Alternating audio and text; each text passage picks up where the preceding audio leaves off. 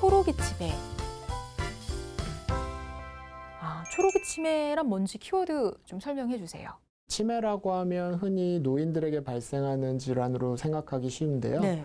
원인 질환에 상관없이 노년기 이전, 즉 65세 이전에 발생한 것을 초록이 치매라고 합니다. 네, 그러니까 젊다고 방심해서는 안 되는 게 바로 이 초록이 치매인 건데요.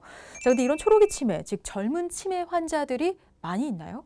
중앙치매센터가 발간한 치매 현황 보고서에 따르면 우리나라 전체 치매 환자 수는 약 91만 명이고 이 중에 65세 미만의 젊은 치매 환자는 약 8만 명, 전체 치매 환자의 9%를 차지하고 있는 것으로 조사됐습니다. 네.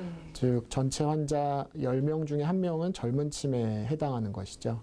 이처럼 그 65세 이전에 발병해서 젊은 치매라고 불리는 초록이 치매는 그 일반적인 노년기 치매보다 진행이 빠르게 악화되기 때문에 젊었을 때 예방과 치료를 하는 것이 중요하겠습니다. 네. 자, 그럼 이번에는 치매를 진단하기 위한 검사법에 대해서 알아보겠습니다.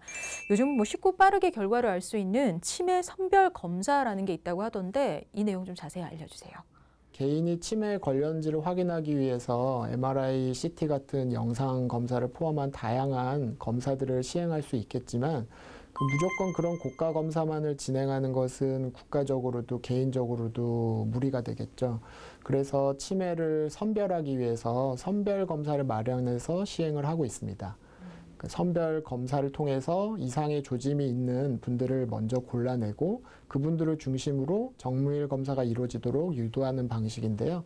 현재 국가적으로 만 60세 이상의 모든 노인을 대상으로 치매 안심센터에서 치매 조기 검진 사업을 하고 있는데요.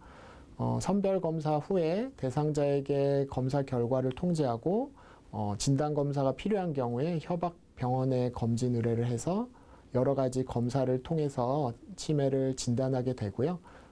진단이 된 경우에는 간별 검사를 위해서 혈액 검사, 뇌 영상 촬영 등 3단계에 걸쳐 치매 검사를 진행하게 됩니다. 네, 그러니까 치매가 좀 의심이 되지만 바로 또 큰 병원에 가서 검사를 받아보기는 부담스러운 분들은 먼저 선별 검사 받아보시는 것도 좋을 것 같습니다.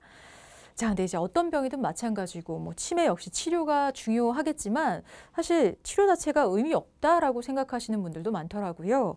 만약 치매를 제때 치료하지 않고 방치했을 경우 다른 질환으로 좀 발전할 수 있는지도 궁금해요, 선생님. 현재 치매 치료가 근본 원인을 해결하는 것이라기보다는 증상이 나빠지지 않도록 관리하는 데 머물러 있다 보니까 치료에 대한 부정적 생각을 가지고 계신 분들이 많으신데요. 그 치매 치료로 병의 진행을 완전히 막을 수는 없겠지만 진행 경과를 늦출 수 있고요. 특히 그 혈관성 치매 같은 경우에는 적절하게 치료를 하지 않을 경우에 추가적인 뇌졸중 같은 증상이 발생할 수 있고 이에 따라서 여러 가지 증상이 진행되고 악화될 수 있기 때문에 주의를 요하겠습니다. 네. 자, 그럼 이번에는 치매 치료법에 대해서 자세히 알아보겠습니다. 사실 좀 증상이 경미한 경우에는 약물이나 통원 치료를 진행을 하고 또 심한 경우에는 입원 치료를 하기도 하잖아요. 그러니까 증상의 정도에 따라 좀 치료법을 달리하는 것 같은데요. 좀 더 자세히 알아볼게요. 우선 치매 치료, 기본적으로는 약물 치료를 받게 되는 건가요? 네. 그 대표적인 인지기능 개선제로 아세틸콜린 분해 효소 억제제와 NMDA 수용체 기량제라는 약물을 사용합니다.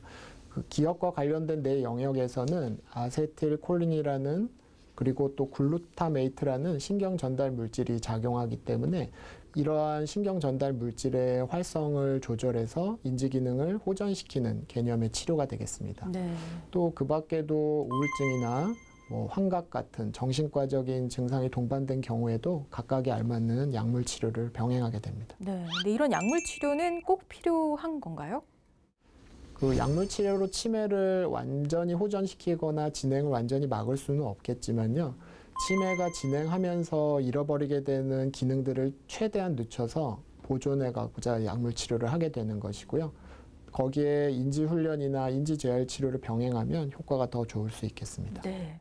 근데 이런 치매 약물 치료로 인해 나타날 수 있는 부작용이나 합병증 이런 건 없을까요? 복용 초기에 대표적으로 설사, 오심, 구토, 체중 감소, 수면장애 같은 증상이 유발될 수 있고요. 그보다 드물지만 기관지 천식이나 심혈관계 증상 같은 좀 위험한 부작용도 생기는 경우가 있는데요. 이런 증상이 나타날 경우에 주치의와 빠른 상담을 통해서 조절을 하시면 되겠습니다. 네. 또한 불면, 불안, 초조, 공격적인 행동 같은 다양한 이상 행동을 조절하는 신경 약물 사용할 시에는 그 약물에 의한 진정작용으로 인해서 무기력하고 기운이 없고 잠만 자려고 하는 모습이 나타날 수 있습니다. 이런 경우에도 주치의와 상담을 통해서 약물 조절을 하되 서서히 줄여가는 것이 중요하겠습니다. 네. 자, 그럼 이제 약물 치료 외에 또 어떤 치료들이 있는지, 어떤 치료를 좀 병행하면 좋을까요, 선생님? 비약물적인 치료로는 인지 기반 치료 프로그램이 있는데요. 특히 경도인지 장애 수준의 환자에서는 특정 인지 영역을 훈련하게 되면 아주 의미 있는 호전을 보일 수 있다고 합니다. 반면 치매 환자의 경우에는 인지 호전에 대한 기대보다는 그 일상생활을 잘 유지할 수 있도록 남아있는 인지 기능을 통해서 손상된 인지 영역으로 인한 장애를 보완할 수 있도록 인지 재활 치료를 할 수 있습니다. 그리고 머리를 쓰는 것뿐만 아니라 몸을 움직이고 운동하는 것도 치매 치료에 도움이 될 수 있겠습니다. 네. 자, 이렇게 치매 치료법에 대해서 알아봤고요. 이제 다음 키워드 넘어가 보겠습니다. 치매, 오해와 진실. 네, 마지막 키워드에서는 우리가 치매에 대해서 좀 잘못 알고 있는 오해들을 풀어보려고 하는데요. 우선 첫 번째 질문 드려볼게요. 치매는 모든 기억을 잃게 한다. 이 부분은 사실일까요, 선생님? 알츠하이머병은 기억의 상실을 야기하지만 수명이 닿을 때까지 모든 기억을 잃는 것은 아닙니다. 알츠하이머병을 앓고 있는 사람들은 비교적 최근에 일어난 일을 기억하는 데 어려움을 겪지만 어린 시절부터 35세까지, 즉 과거에 있었던 일들은 일반적으로 기억에 남아있는 경우가 많고요. 그 이유는 그 알츠하이머병으로 손상된 뇌 부분인 해마라는 부분이 비교적 최근의 기억을 담당하기 때문이죠. 알츠하이머병 외에 다른 유형의 치매의 경우에는 기억 상실이 전혀 일어나지 않는 경우도 있습니다. 그렇군요. 자, 그럼 다음 질문도 드려볼게요. 알코올은 기억을 파괴하고 치매를 유발한다. 이 부분은 사실일까요, 선생님? 과도한 음주는 치매 발병 위험을 증가시키고 특히 하루 2잔 이상 술을 마시는 경우 치매 발병이 빨라진다는 연구가 있습니다. 하지만 반면에 소량의 음주는 치매 발병 위험을 낮춘다는 연구 결과도 있었는데요. 그 경우에 소량이라는 기준이 연구마다 다르게 제시됐고 음주로 인한 다른 신체 질환의 위험도 있기 때문에 치매 예방을 위한 음주는 권고되지 않습니다. 네. 자, 치매에 대한 오해를 풀어보는 시간, 이제 마지막 질문 드리겠습니다. 게임을 하면 기억력을 향상시켜서 치매를 예방한다.